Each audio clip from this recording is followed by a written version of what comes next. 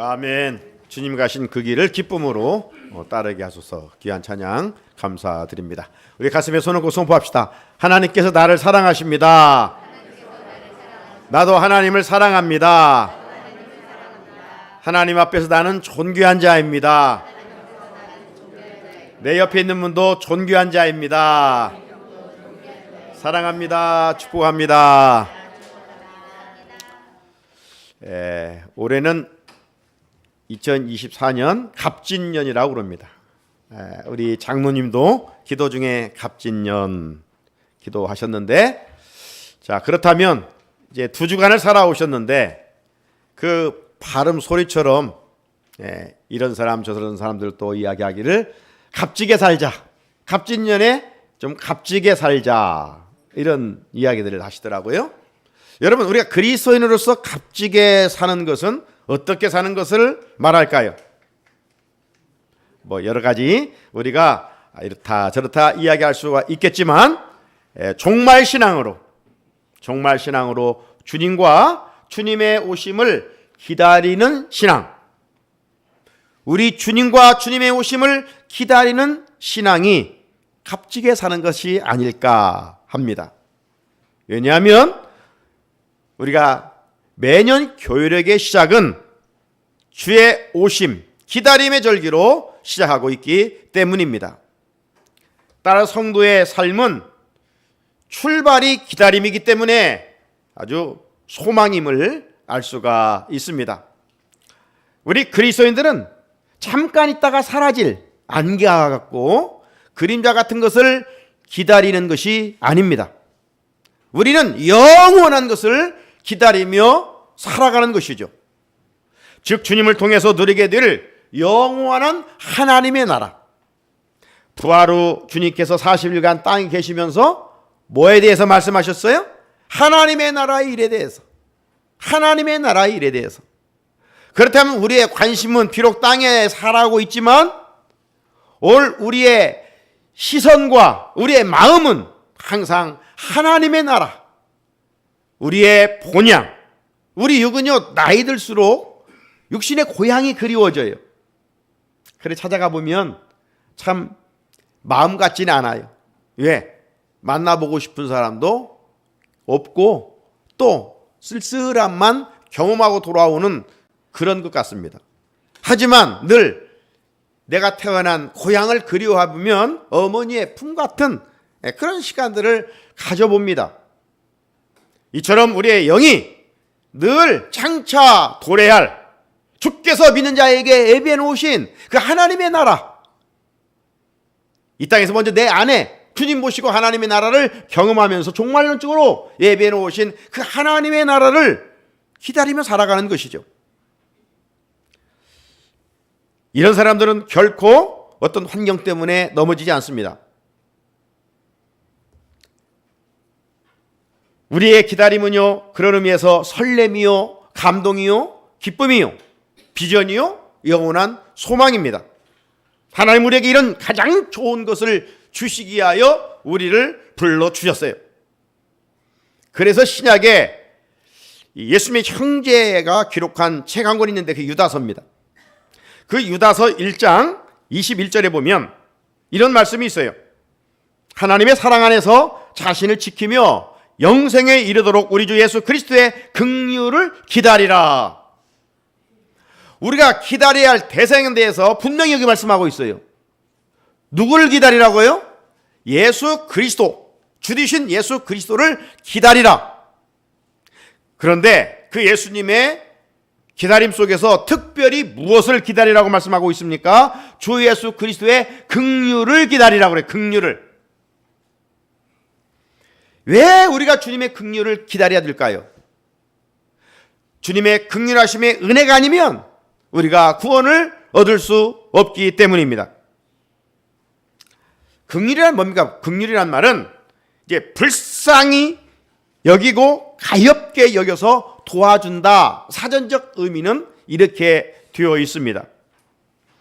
그래서 바울은 에베소 교회 성도들을 향하여 편지 쓸 때 에베소 2장 4절 5절에 보면 긍휼이 풍성하신 하나님이 우리를 사랑하신 그 큰 사랑으로 인하여 허물로 죽은 우리를 그리스도와 함께 살리셨고 너희는 은혜로 구원을 받은 것이라.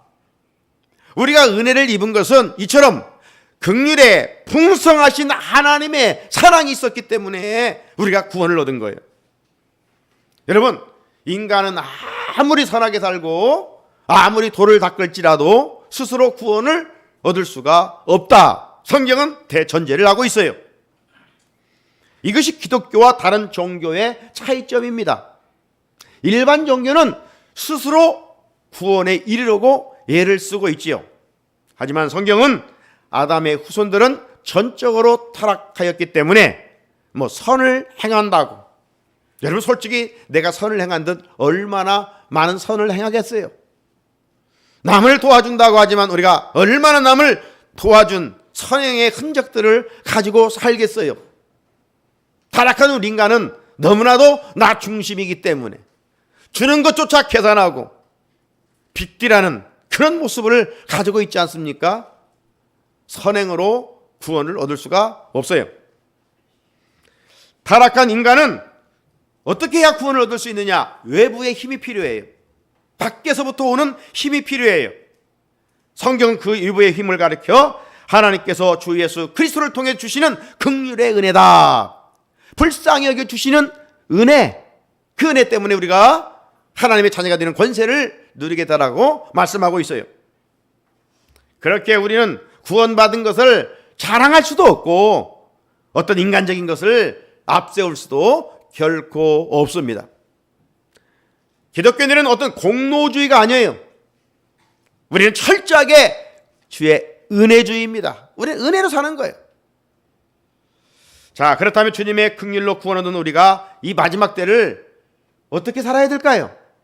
저 구원파처럼 구원 얻었으니 이 육신 가지고는, 이 썩어질 것 가지고는 아무렇게나 살아도 돼, 이렇게 살면 되겠습니까? 결코 그렇지 않습니다. 앞에서 읽었던 유다서 1장 21절에 보게 되면 하나님의 사랑 안에서 자신을 지키며, 하나님의 사랑 안에서 자신을 지키라는 겁니다. 이 말은 다른 말로 표현해보면 우리 삶의 기준이 하나님의 말씀이 되어야 된다는 거예요. 우리가 작년에도 말씀의 생기로 살아나는 교회 공동체를 우리가 1년 동안 몸부림치며 지내오셨지 않습니까? 그래서 말씀을 읽고 말씀을 듣고 묵상하고 암송해 보면서 우리는 한 해 동안 지내왔어요. 그 마지막 종착점은 뭡니까? 말씀을 지키기 위함이지 남보다 몇 절 더 아는 시식의 차원이 아니죠. 말씀의 기준이 내 삶에 항상 말씀이 기준이 되어야 될 것을 말씀하고 있는 거예요. 여러분, 가정의 자녀들은 부모의 말씀을 잘 듣고 순종해야 부모의 기쁨이 되고 효자가 되는 것이죠. 영적 이치도 마찬가지입니다. 우리가 하나님의 아버지라고 그래요. 아빠라고 그래요. 그렇다면 그분의 말씀을 잘 듣고 순종해야 그게 진정한 하나님의 자녀 아니겠어요? 말씀 안에서 순종하는 삶이 땅에서도 은혜를 입고 마침내 영생에 이르게 된다라고 말씀하고 있어요. 사랑하는 성도 여러분, 서론에서 말씀드린 것처럼 기다림은 기쁨입니다. 소망입니다. 파수꾼이 아침이 밝아오기에 밤에 혹독한 추위를 견뎌내는 것 아니겠어요? 우리가 사는 이 세상은 혹독한 밤 추위와 같습니다. 우리가 새해를 맞아 살아가지만 우리 마음 같아서야 양탄길을, 비단길을 걷고 싶지만 어찌 그렇던가요? 혹독한 밤추위이기 때문에 원치 않는 불청객, 고난도 찾아오고 아픔도 찾아오고 시련과 역경이 찾아옵니다. 하지만 천국에 대한 소망과 영생에 대한 소망을 기다리는 자는 그런 고난 때문에 무너지지 않아요. 아침이 오는 것을 분명히 아는 파수꾼은 그 추위 때문에 무너지지 않는 것처럼 말입니다. 하나님 주신 다 함대함으로 이겨나갈 수가 있어요. 세월이 삶의 자리에는 애기치 않는 거친 풍랑이 찾아와 우리를 넘어뜨리고 삼키려고 할 것입니다. 이때 우리는 풍랑을 보지 말고 우리 주님을 바라볼 수 있어야 됩니다. 주님을 바라볼 때 거센 파도를 헤쳐갈 능력을 주실 줄 믿습니다. 우리 흔히 잘못하면 하나님 문제 없게 해주세요. 문제 없으려면 죽어야 돼요. 죽으면 문제 없어요. 살아있는 한 시련과 역경, 환난, 풍파, 문제가 있어요. 그러면 우리는 기도할 때 하나님 어떤 문제가 올지라도 그 문제를 이길 수 있는 믿음을 주십시오. 이렇게 기도해야지 문제없이 살게 해주십시오. 이건 하나님께 합당치 않은 기도예요. 하나님 우리에게 믿음이라고 하는 좋은 선물을 주신 것은 바로 우리의 문제들을 향하여 명령하라고 주신 거예요. 우리가 새해에도 소멸될 것에 그러므로 소망을 두지 말고 진정한 우리 모든 환경을 다스리시는 주님께 소망을 두고 살아갈 수 있어야 돼요. 그러면 주님은 내 곁에 오셔서 말씀으로 문제들을 해결해 주실 것입니다. 제 아들이 갈릴리 바닷가에서 돌풍의 위험에 처했을 때 어떻게 그 어려움을 이겨냈죠? 제자들 중에는 갈릴리 바다에서 정말 오랫동안 이 어부들을 한 친구들이 몇 명 있어요. 그들이 갈릴리 풍랑을 잠재웠습니까? 아니지요. 마가복음 4장 39절을 보면 요즘 우리가 마가복음을 큐티 본문으로 하고 있는데 예수께서 깨어 바람을 꾸짖으시며 바다더러 이르시되 잠잠하라 고요하라 하시니 바람이 그치고 아주 잔잔하여지더라 그랬어요. 예수님께서 위험에 처한 제자들 곁에서 거친 바다를 말씀으로 잔잔하게 하셨다는 겁니다. 거친 돌풍이 일어나고 있는 갈릴리 바다는 오늘 우리가 살아가고 있는 세상입니다. 세상에 사노라면 애기치 않은 이런 거센 풍랑이 찾아와요. 그때 풍랑이라고 하는 문제를 바라보지 말고 문제를 말씀으로 잠재우시는 주님을 바라보라는 거예요. 그러면 주께서 말씀으로 우리의 문제들을 해결해 주십니다. 사랑하는 성도 여러분, 정말로 우리가 주의 오심을 기다리되 올 본문에서는 주님은 제 아들에게 무엇을 분부하셨고 무엇을 기다리라고 하셨습니까? 자, 4절 같이 한번 읽어볼까요? 4절입니다. 시작. 사도와 함께 모이사 그들에게 분부하여 이르시되 예루살렘을 떠나지 말고 내게서 들은 바 아버지께서 약속하신 것을 기다리라. 아멘. 부활하신 예수님은 배반한 제자들을 찾아가셨어요. 그리고 먹을 것도 다 준비하셨지요. 그리고 같이 식사를 하십니다. 여러분, 입이 열려야 마음의 문이 열린다고 그러죠? 배고픈데 아무리 주옥 같은 이야기해도 잘 들리지 않아요. 배가 좀 채워져야 되죠. 예수님도 바닷가에서 밤새 물고기 잡는 뭐 하나 먹지도 못해서 지금 피곤한 제자들 부활하셔서 가서 만나 주시면서 이렇게 정말 마음 문이 열릴 수 있도록 먹을 것을 제자들에게 공급해 주셨어요. 그리고 예수님께서 제자들에게 이제 무엇을 분부하셨고 무엇을 부탁하셨는가? 크게는 오늘 본문의 두 가지인데 먼저는 예루살렘을 떠나지 말라 말씀하셨어요. 다시 한번 봅시다. 예루살렘을 떠나지 말라. 4절이죠. 그들에게 분부하여 이르시되 예루살렘을 떠나지 말고.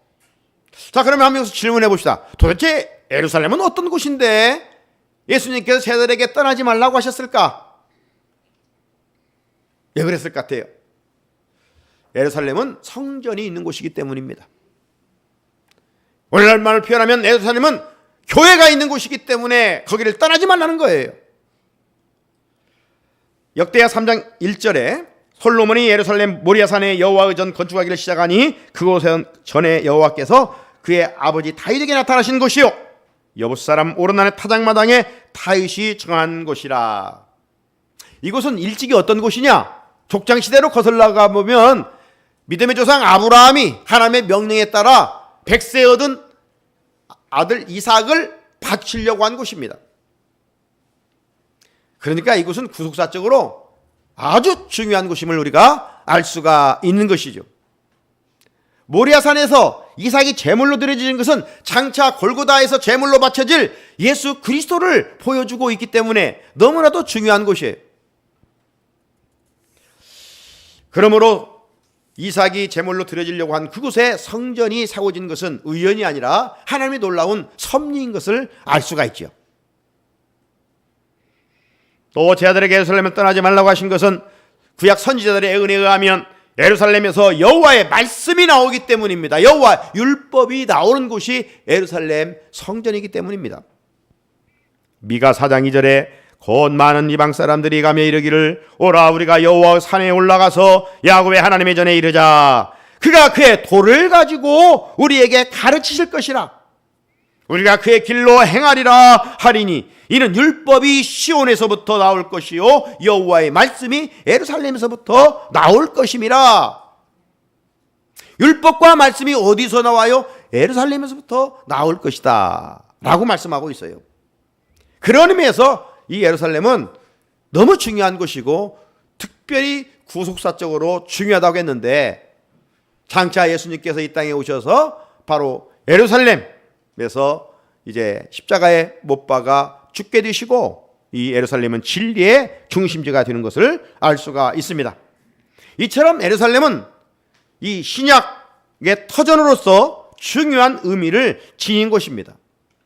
따라서 예수님은 진리가 일어나는 곳 예루살렘을 떠나지 말라. 진리의 운동이 시작되는 곳 예루살렘을 떠나지 말라. 제 아들에게 그렇게 말씀하셨어요. 사랑하는 성도 여러분, 그렇다면 오늘날 진리의 말씀이 나오는 예루살렘은 어디입니까? 상하탑이라고 불리는 대학입니까? 아니면 법을 만드는 국회입니까? 나라 살림을 책임진 행정부입니까? 아니면 어디 시민단체에서 진리가 일어나고 진리가 전해집니까? 아닙니다. 진리의 운동을 일으키고 진리의 말씀이 선포되는 것은 바로 예루살렘의 실체인 교회입니다. 그렇게 우리 그리스도인들은 교회를 떠나면 안 된다는 거예요.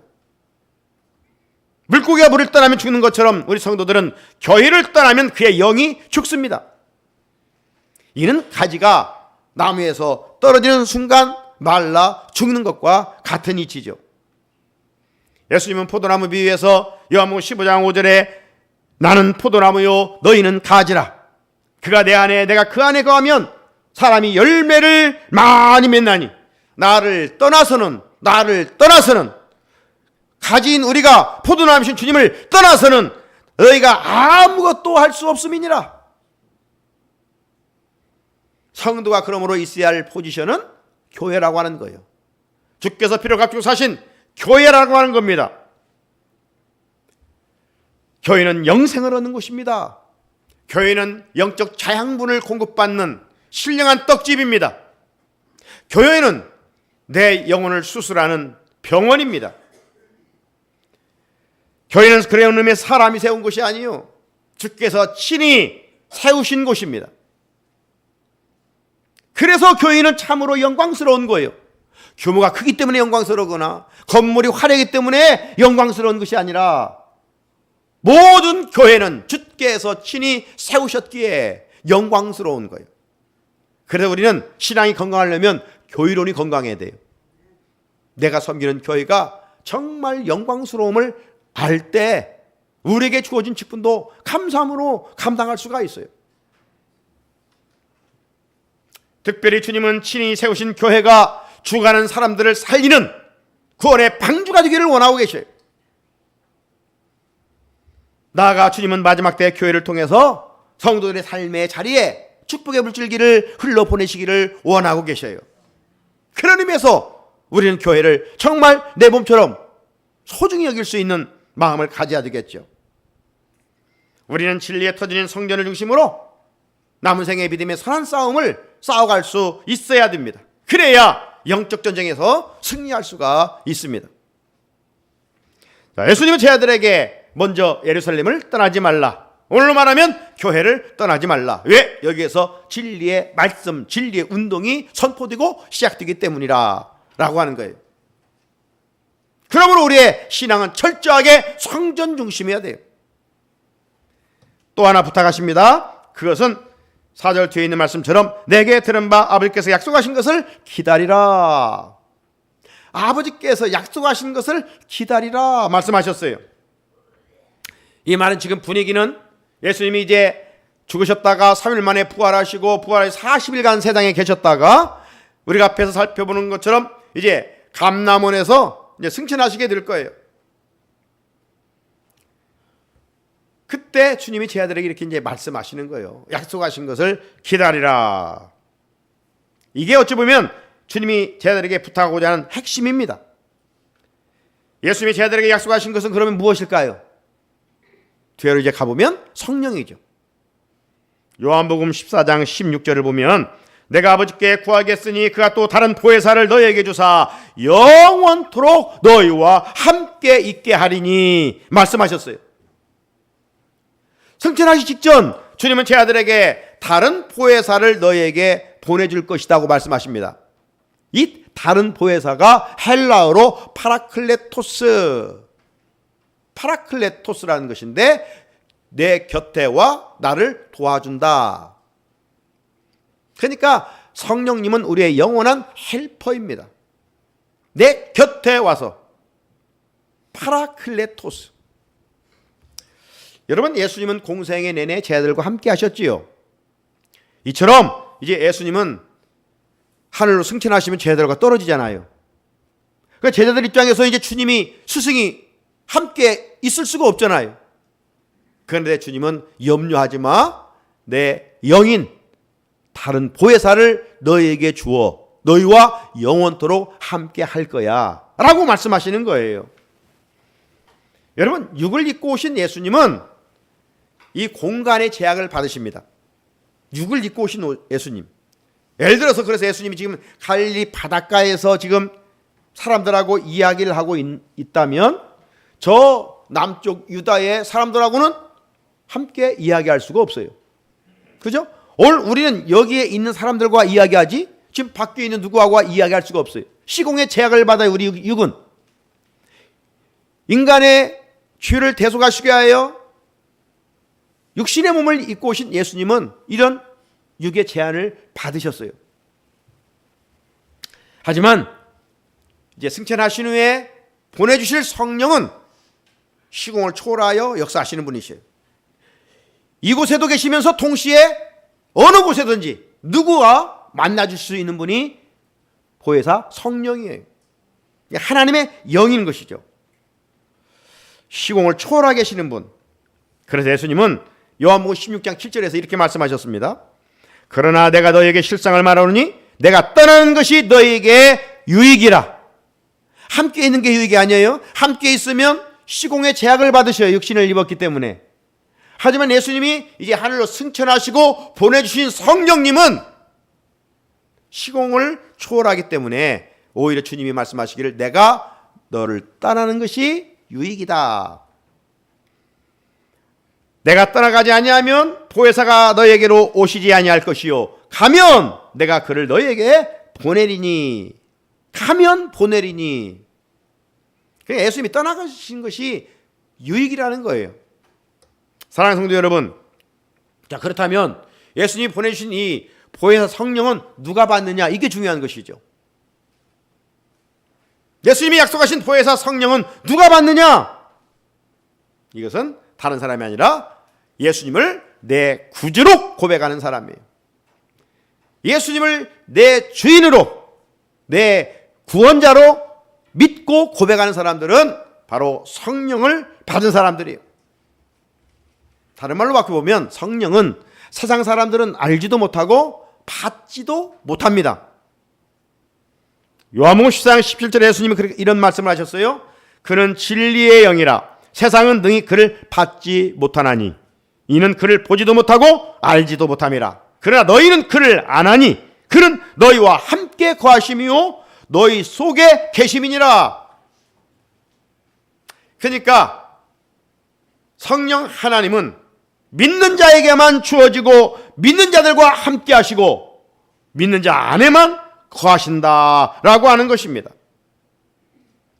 예수께서 오신 목적대로 십자가로 구속사역을 다 완성하신 후 승천하시게 됩니다. 하지만 주님은 제자들에게 보혜사 성령을 보내주셔서 영으로 제자들과 영원히 함께해 주십니다. 그래서 예수님은 제자들에게 그가 또 다른 보혜사를 너희에게 주사 영원토록 너희와 함께 있게 하리니 놀라운 약속을 하셨어요. 제자들에게 이 약속은 바로 저와 여러분에게 세상 끝날까지 너희와 항상 함께 있으리라, 이 말씀이죠. 이처럼 우리 예수님은 믿음으로 기도하며 기다리는 자들에게 이 약속하신 성령을 선물로 주십니다. 자, 우리가 이제 살아가면서 뭐 이런저런 약속들을 합니다. 어떤 것들은 약속을 지키기도 하고 또 어떤 것들은 참 부득이 아니면 내가 손해볼 것 같아서 약속을 지키지 못할 때가 있지요. 하지만 우리 주님은 약속에 아주 신실하신 분이십니다. 약속하신 것은 반드시 이루어 주시는 분이십니다. 자, 그렇다면 주님께서 제자들에게 약속하신 것은 성령인데 성령에 대해서 이렇게 말씀하셨어요. 오늘 본문 5절에 요한은 물로 세례를 베풀었으나 너희는 몇 날이 못 되어 성령으로 세례를 받으리라 하셨느니라.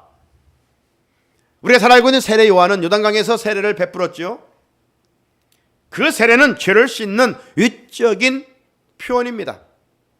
우리도 물 세례를 받았지 않습니까?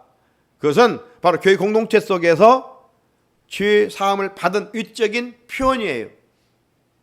하지만 예수님이 주시는 성령 세례는 위적인 표시가 아니라 사람들로 하여금 내적으로 변화를 시킨 겁니다. 성령 세례를 받은 사람은 내면이 변화돼요. 내면이. 속사람이 새로워져요. 속사람이 새로워지려면 어떻게 해야 돼요? 주인임을 알고 성령이 우리를 회개시켜요. 내 추한 것들을 끄집어내게 만드는 거예요. 하나님, 내가 이런 죄를 졌습니다. 주님 앞에 내려놓습니다.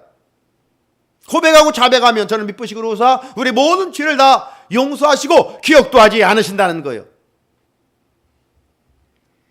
회개하여 구원에 이르게 하는 하나님의 초월적인 역사이죠. 이 일은 우리 힘이 아닌 오직 하나님의 은혜로만 가능합니다.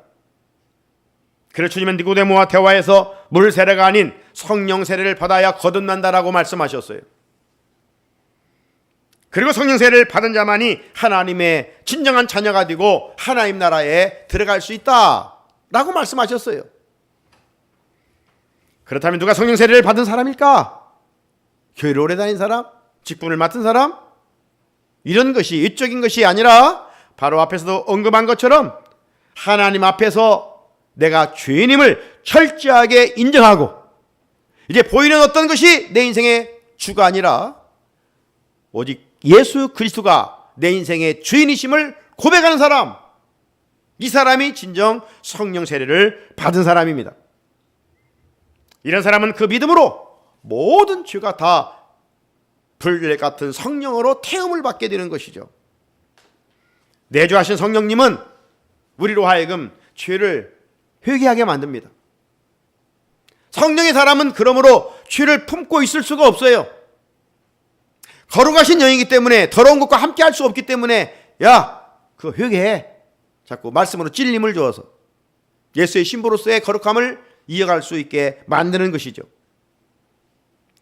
이런 일은 증인이 있는데 바로 그 증인이 바로 성령입니다. 성령. 고린도후서 1장 22절에 그가 또한 우리에게 인치시고 보증으로 우리 마음에 성령을 주셨느니라. 성령으로 우리를 보증해 주시는 거예요. 그러므로 성령 세례 받은 증거는 누가 말한 것처럼 방언을 받은 것이 성령 세례 받은 증거가 아니라 주님이 내 구주이시고 그 주님이 나와 늘 함께 하심을 믿는 것입니다. 주님이 나와 함께 하신다. 임마누엘 신앙. 주님과 연합하여 살고 나아가 주님의 모인 교회 지체로 붙어 있는 자가 진정 성령 받은 사람의 증거입니다. 사랑하는 성산의 성도 여러분, 성도들은 예루살렘의 실체인 교회를 떠나면 안 됩니다. 교회는 내 영혼의 생명줄이기 때문입니다. 새해도 주일마다 안식의 공급처인 교회에 즐겨 올라오십시오. 그리고 이곳에서 영과 진리로 하나님께 예배드리면서 주님이 주시는 생명의 떡과 생수를 공급받아 풍성한 꼴을 누려갈 수 있기를 주의 이름으로 축복합니다. 그러면 자주 갈 것이고, 그러면 어떤 상황 속에서도 감사가 넘칠 것입니다. 주님은 제자들에게 약속하신 것을 기다리라 말씀하셨습니다. 주님이 약속하신 것은 성령입니다. 이제 그 약속하신 성령을 우리에게도 주셨습니다. 그 포의 성령님이 이미 우리 안에 임재해 계십니다. 그리고 우리와 늘 함께해 주십니다. 죄를 맞았지만 우리 가는 길은 고난이 있습니다. 어려움이 있습니다. 눈물의 골짜기를 걸어야 됩니다. 하지만 주님은 하나님의 영을 통해서 우리에게 말씀합니다. 내가 그 고난의 시련의 골짜기에 고아와 과부와 같이 버려두지 않을 것이다. 내가 너와 함께할 것이다 라고 말씀합니다. 하루에도 어떤 일이 일어날 줄 모르는 불확실한 이런 세상 속에서 우리의 참 소망이신 주님의 손을 잡고 임마누엘 신앙으로 승리하는 우리 모두가 될 수 있기를 주님의 이름으로 축복합니다. 하나님 아버지,